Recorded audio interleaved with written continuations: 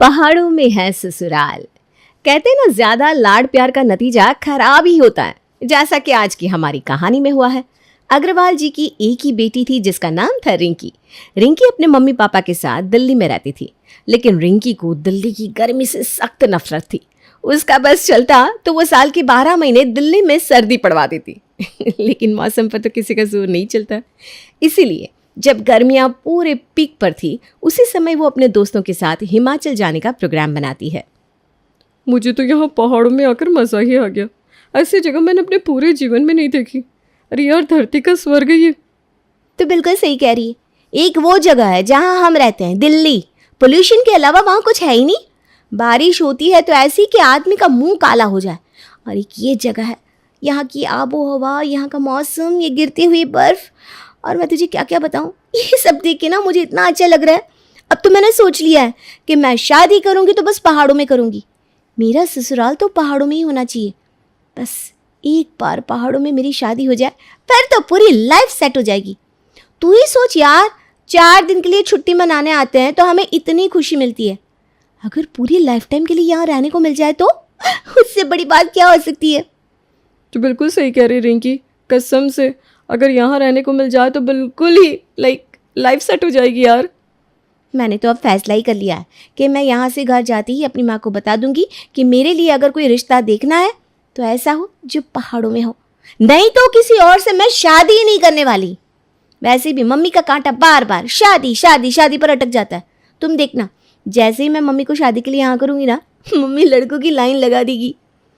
रिंकी जब शिमला से वापस आती है तो अपनी माँ को वहाँ की खूबसूरती के बारे में बताती है।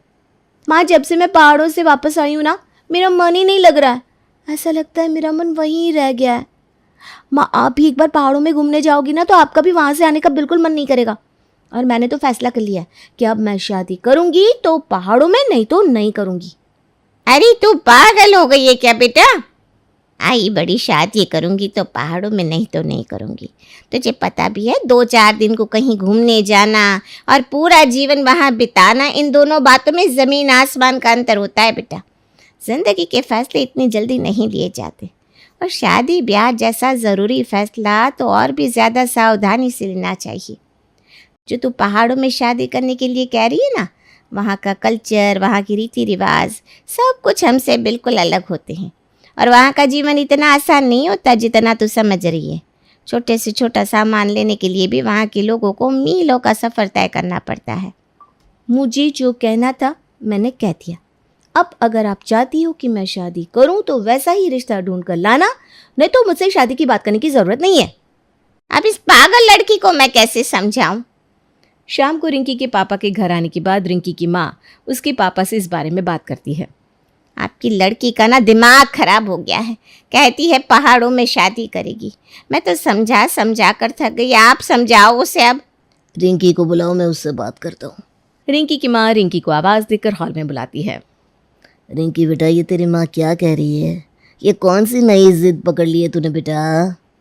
पापा, मैंने ठीक ही कहा है। मुझे तो अपनी लाइफ के फैसले खुद लेने का अधिकार है कि नहीं? हाँ, और ये फैसला मैंने सोच समझ कर लिया है। मम्मी पापा के समझाने का रिंकी के ऊपर कोई असर नहीं होता। वो अपनी जिद पर अड़ी रहती है। हार कर उसके मम्मी पापा उसके लिए पहाड़ों में ही रिश्ता खोजना शुरू कर देते हैं। अगले दिन ऑफिस में, मैंने तो अपने घर पर साफ साफ कह दिया है कि मुझे तो पहाड़ों में ही ससुराल चाहिए। अरे वाह रिंकी, ये तो बहुत ही अच्छी बात है। अगर तू पहाड़ों में शादी कर लेगी तो हम तेरे घर हर 6 महीने में चक्कर लगाते रहेंगे। आखिर हमारा होटल का खर्चा जो नहीं लगेगा, और एक सस्ती टिकाऊ ट्रिप भी हो जाएगी। हाँ हाँ, क्यों नहीं। पहले मेरी शादी तो हो जाने दे, फिर हम सब मिलकर पहाड़ों का चप्पा चप्पा घूम डालेंगे। जब रिंकी के ऑफिस में और उसके रिश्तेदारों को ये बात पता चलती है कि रिंकी के मम्मी पापा उसके लिए एक पहाड़ी लड़का ढूंढ रहे हैं, रोज किसी न किसी रिश्तेदार का फ़ोन उनके पास आने लगता है। रिंकी, ये तो बहुत अच्छा फैसला लिया बेटा तूने कि तू पहाड़ों पर शादी करेगी। हमारे लिए घूमने फिरने की बहुत अच्छी व्यवस्था हो जाएगी। अरे क्या रखा है यहाँ दिल्ली में, सारी दुनिया रहने को पागल हो रही है। ताज़ी हवा, पानी तो बेटा बस पहाड़ों में ही है। ठीक है बेटा, तू कर ले शादी। शादी के बाद ना बुआ को एड्रेस भेज देना, फिर देख पूरे परिवार को लेकर आएंगे भाई हम, और खूब सेवा कराएंगे। क्यों नहीं बुआ जी, अब आपकी भतीजी पहाड़ों में रहेगी तो घर आए मेहमान की सेवा भी तो करेगी। मैं तो साफ कह रही हूँ, सब लोग आइएगा, और खबरदार जो होटल का कमरा बुक किया तो एक आप हो बुआ जी और एक मेरे मम्मी पापा। आपको पता है अपने मम्मी पापा को मनाने में मुझे कितने पापड़ बेलने पड़े, क्या बताऊं। लेकिन अब फाइनली पापा मम्मी ने इस बात को मान लिया है। अरे पंडित जी, ये दिल्ली नोएडा वाले रिश्ते नहीं चलेंगे। मैंने आपको बोला था हमारे लिए आप हिमाचल उत्तराखंड से रिश्ते खोजो। मेरी बेटी की ये जिद है कि वो शादी करेगी तो पहाड़ों में, नहीं तो नहीं करेगी। अरे यजमान, ये क्या नया तुर्रा पाल लिया आपने? दिल्ली में रहने वाले लोग कब से पहाड़ों में शादियां करने लगे, और मैं कोई ऑनलाइन पोर्टल से थोड़ी ना लड़का खोजता हूँ। अगर आपको पहाड़ी लड़का चाहिए तो आपको किसी ऑनलाइन पोर्टल जैसे मैट्रिमोनी या शादी.com पर रजिस्ट्रेशन करवाना होगा। पहाड़ी लड़का खोजना मेरे बस का तो ना है। फोन रखने के बाद देख रही हो ना भाग्यवान, अब तो पंडित जी ने भी हाथ खड़े कर लिए। अरे ऐसी पागलपंती में भला कौन साथ देगा? अब यही सब बात बार बार करने से फायदा थोड़ी ना है। बेटी तो आपकी है, आप पर गई है। अब जो उसकी जिद है, अगर आपने पूरी नहीं की तो शादी नहीं करेगी, आप जानते ही हो। और बेटी को सारी उम्र घर में बिठा कर तो रख नहीं सकते। पापा तुरंत ही पंडित जी की बताई हुई साइटों पर शादी के लिए रिंकी का रजिस्ट्रेशन कर देते हैं। रजिस्ट्रेशन के थोड़े दिनों बाद रिंकी की शादी के लिए रिश्ते आना शुरू हो जाता है, और उन रिश्तों में से रोहन नाम के एक लड़के के साथ रिंकी की शादी पक्की हो जाती है। शादी तय होने के बाद, देख बेटा, शादी से पहले एक बार हम लोग लड़के का घर देख लेते। इस तरह जल्दबाजी में रिश्ता पक्का करना मुझे कुछ ठीक नहीं लग रहा। पहले चलते हैं पहाड़ों में, इसका घर देख कर आते हैं, उसके बाद ये रिश्ता पक्का कर देंगे। रिंकी और उसके मम्मी पापा लड़के के घर जाते हैं। लड़के का घर देखकर वापस आते समय रास्ते में, रिंकी बेटा, लड़के का घर तो पहाड़ों में बहुत ऊपर है। वहाँ पर ना सही से लाइट आती है, और रोज़मर्रा का सामान भी आसपास नहीं दिख रहा था। क्या बात कर रहे हो पापा, आपने ध्यान से देखा नहीं कितना अच्छा मौसम था वहाँ पर। और ऊंचाई ही तो पहाड़ों की खासियत होती है। अब अच्छाइयों के बारे में सोचो ना, बुराइयां निकालेंगे तो कुछ ना कुछ बुराई तो दिखी जाएगी। एक बार फिर सोच ले बेटा, क्योंकि एक बार शादी हो जाने के बाद कुछ नहीं हो सकता, और तेरा ससुराल इतना दूर है कि तुझे अपनी जॉब भी छोड़नी पड़ेगी। कोई बात नहीं पापा, मैं जॉब छोड़ दूंगी। मैं रोहन से शादी करने के लिए तैयार हूँ। कुछ दिनों के बाद शादी का एक अच्छा सा मुहूर्त देखकर रिंकी की शादी रोहन के साथ हो जाती है और वो उसके साथ रहने चली जाती है। शादी के बाद एक दिन रिंकी अपने पति रोहन से बात कर रही थी, तभी अचानक से लाइट कट जाती है। अरे रोहन, अब ये लाइट कब आएगी? मुझे ना बिना लाइट के रहने की बिल्कुल भी आदत नहीं है। हमारी सोसाइटी में तो जैसे ही पावर कट होता था, अपार्टमेंट में तुरंत जनरेटर ऑन हो जाता था। अरे अभी तो लाइट गई है और तुम अभी से घबराने लग गई। अरे मैडम, ये पहाड़ है, बाहर का मौसम ख़राब है इसलिए लाइट कट गई। इतनी ठंड में लाइट कब वापस आएगी इसकी कोई गारंटी नहीं है। रिंकी दिल्ली में रहने वाली लड़की, उसने तो कभी पावर कट देखा ही नहीं था। लाइट के इतने लंबे समय तक चले जाने से रिंकी बिल्कुल परेशान हो जाती है। रोहन, कितनी देर हो गई लाइट कटे हुए? लाइट कब तक आएगी भाई? लाइट के बिना पानी भी नहीं आ रहा, ऐसे कब तक अपना काम चलाएंगे हम? और यहाँ तो पानी की बहुत किल्लत है। मुझे तो लगता था कि पहाड़ों से सारी नदियाँ बहती हैं, तो यहाँ पर तो पानी की कोई दिक्कत ही नहीं होगी। अरे रिंकी, इसमें इतना परेशान होने की क्या बात है? यहाँ ये सब नॉर्मल है, और लाइट का कोई भरोसा नहीं है, कब है कब नहीं है। एक बार लाइट जाती है तो हफ्तों भी लग जाते हैं। तुम लोग समतल ज़मीन पर रहते हो ना, तुमको ये बात कैसे समझ में आएगी, लेकिन पहाड़ों पर कोई भी काम करने में बहुत समय लगता है। लंबे समय तक लाइट के कटे रहने की वजह से उसके रूम का हीटर बंद हो गया था, जिसकी वजह से रिंकी को लगातार गर्म कपड़े पहनने के बाद भी ठंड से उसकी हालत ख़राब हो रही थी। अरे यार, इतने सारे स्वेटर पहन रखे हैं, उसके बाद भी हाथ पैर सुन्न हुए जा रहे हैं। दिल्ली में तो इतनी ठंड कभी पड़ी नहीं। मुझसे ना यहाँ की ठंड बर्दाश्त नहीं हो रही है, ऊपर से 5 दिन से सूरज के दर्शन भी नहीं हुए। एक तो कपड़े धोने के लिए पानी नहीं, ऊपर से किसी तरह कपड़े धो भी दो तो सूखने का नाम नहीं ले रहे। बहुत इरिटेट हो गई हूँ मैं। 3-4 दिन के बाद जब मौसम थोड़ा सामान्य होता है तो लाइट आ जाती है। लाइट आने के बाद रिंकी राहत की सांस लेती है और अपने कमरे में जाकर हीटर चलाकर थोड़ा आराम करने लगती है कि तभी उसका फ़ोन बज उठता है। अरे गैस करके आज मैंने तुझे क्या बताने के लिए फ़ोन किया है? अरे यार बताना, पहले अब क्यों बुझा रही है? सीधे सीधे बता क्या बात है। पहले ही ना मेरा मूड बहुत ख़राब है, आज 3 दिन बाद मेरे यहाँ लाइट आई है। तेरा मूड अच्छा करने के लिए मेरे पास एक ज़बरदस्त खबर है। मैं, मोहन और अदिति परसों हिमाचल आ रहे हैं और पहले ही बता रहे हैं तेरे घर पर ही रुकेंगे और तेरे हाथ का बना हुआ स्पेशल पहाड़ी खाना ही खाएंगे। अब तक तो तूने पहाड़ी खाना बनाना सीख लिया होगा ना? हाँ हाँ बिल्कुल, आओ ना यहाँ पर। सच में ना, मैं तुम लोगों को बहुत मिस कर रही थी। हम लोग घूमेंगे फिरेंगे, बहुत मज़े करेंगे, शॉपिंग करने जाएंगे, लोकल साइट देखेंगे।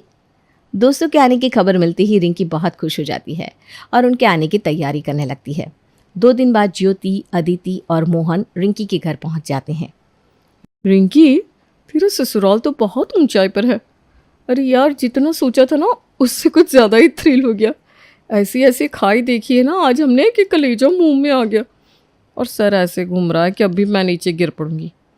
अरे यार, कैसे रहते हो तुम यहाँ पर? और ये घर से इतना दूर गाड़ी पार्क हो गई है। मुझे तो लगा था 5-7 कदम की दूरी पर होगा तेरा घर, लेकिन गाड़ी पार्क करने के बाद भी हम बस चलते ही जा रहे हैं। चढ़ाई करते करते मेरे तो पैरों की बैंड बच गई। ऐसा लग रहा है कि आज तो तू हमें माउंट एवरेस्ट चढ़ा कर ही मानेगी। हाँ ज्योति तो बिल्कुल सही कह रही है। मेरा भी ना सर घूम रहा है, आंखों के सामने तारे से नाच रहे हैं। इसके घर पहुंचते पहुंचते ऐसी हालत हो गई है कि अब तो मेरी कहीं घूमने जाने की हिम्मत ही नहीं बची। अरे यार ज्योति, अदिति छोड़ो इन सब बातों को। फाइनली हम रिंकी के घर पहुंच गए। अब इतनी चढ़ाई करते करते मेरी तो भूख से हालत बिल्कुल ख़राब हो गई है। और मैंने सुना है पहाड़ों में मैगी बहुत अच्छी बनती है। तो ऐसा कर, फटाफट मैगी बना ले। पहले पेट पूजा, उसके बाद काम दूजा। एक बार पेट में खाना जाएगा ना तो तुम सबकी सारी थकान दूर हो जाएगी। और फिर उसके बाद प्लान बनाएंगे कि कहाँ कहाँ घूमने जाना है। मोहन, मैगी तो नहीं है घर में? अरे तुम लोग कुछ और खा लो ना, बताओ क्या बनाऊं? नहीं यार, हमें तो मैगी ही खानी है। मैगी कौन सी बहुत बड़ी चीज़ है, ये तो नुक्कड़ की दुकान पर मिल जाएगी। यहाँ कोई नुक्कड़ी नहीं है, ये पहाड़ है, दिल्ली नहीं है। अरे कोई बात नहीं, थोड़ी तो दूर जाना होगा ना, कहीं तो मिल जाएगी। खाऊंगा तो मैं भाई मैगी। ठीक है फिर चलो। रिंकी का पति रोहन गाड़ी से ऑफिस चला गया था, इसलिए उन सबको पैदल जाना पड़ता है। रिंकी, अदिति, ज्योति और मोहन को लेकर मार्केट की तरफ निकल जाती है। थोड़ी देर चलने के बाद, रिंकी, मुझे ऐसा लग रहा है कि मैंने मैगी मांगकर अपने जीवन की सबसे बड़ी गलती कर दी है। मुझे कोई मैगी नहीं खानी, चलो अब वापस चलो। रिंकी के दोस्त जो बहुत सारी एक्साइटमेंट लेकर उसके घर आए थे, उनकी सारी एक्साइटमेंट हवा हो गई थी और वो बेचारे दुम दबाकर वापस अपने शहर की ओर लौट गए थे। कितने महीने हो गए, कोई भी घूमने नहीं आया। बुआ जी से बात करती हूँ, अगर वो लोग आ जाएंगे तो कुछ दिन के लिए मेरा मन बहल ही जाएगा, वरना यहाँ अकेले 50-60 लोगों की इस गांव में मेरा तो मन ही नहीं लगता। ना यहाँ कोई अपना दोस्त है, ना रिश्तेदार, ना यहाँ का खाना मुझे समझ में आता है, ना भाषा।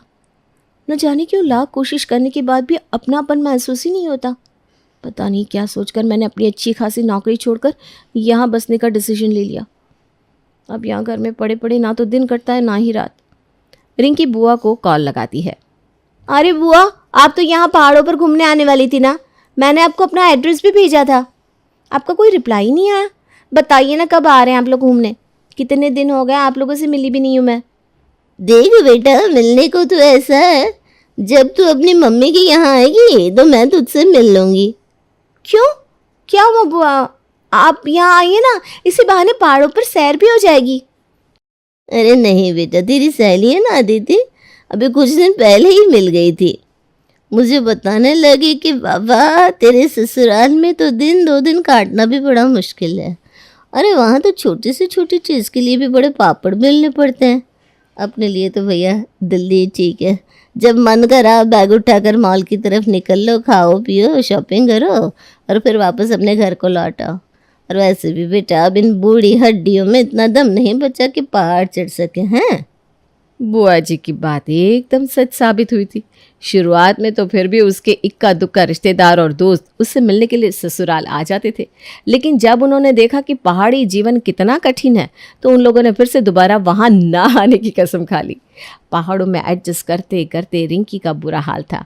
अब ना तो उससे वहाँ की ठंड बर्दाश्त हो रही थी, ना ही इतनी ऊंचाई में वो कंफर्टेबल फील कर रही थी। पति रोहन जब भी उसे स्नो पॉइंट दिखाने के लिए ऊंचाई पर ले जाने लगता, उसे ऑक्सीजन की कमी के कारण घबराहट महसूस होने लगती। रोहन, कोई बर्फ नहीं देखनी, चलो यहाँ से, मुझे ऑक्सीजन ही नहीं मिल रही। थक हार कर रिंकी अपने घर आ जाती है और फिर कभी स्नो पॉइंट न जाने की कसम खा लेती है। आप ठीक कहती थी मम्मी, वैसे तो रोहन वाकई एक अच्छा लड़का है, अपनी तरफ से मुझे कंफर्टेबल फील करने की पूरी कोशिश करता है, लेकिन उसमें और मुझ में बहुत अंतर है। पहाड़ों में रहने का, घूमने का मेरा शौक़ पूरा हो गया है। अब मुझे अपनी दिल्ली के बड़े बड़े मॉल और ऊंची ऊंची दुकान याद आने लगी है। मम्मा प्लीज़ मुझे ले जाओ ना, मुझे अपने घर वापस आना है। बेटा शादी कोई मजाक नहीं होता, जीवन भर का रिश्ता होता है। और शादी से पहले मैंने और तेरे पापा ने तुझे समझाने की कितनी कोशिश की थी, लेकिन उस समय तो बच्चों की तरह जिद पर अड़ी थी। तुझे अपने बेमतलब के तर्कों के आगे कुछ समझ में नहीं आ रहा था। और बेटा एक उम्र के बाद ना इंसान को अपने किए हुए की जिम्मेदारी लेनी पड़ती है। जीवन भर माँ बाप सब कुछ नहीं संभाल सकते ना। अब तुम दिल्ली दिल्ली करना छोड़ो और अपने ससुराल में मन लगाओ। माँ की बात सुनकर रिंकी को समझ में आ जाता है कि अच्छा लगे या बुरा, अब उसे पहाड़ों में ही अपना जीवन बिताना है।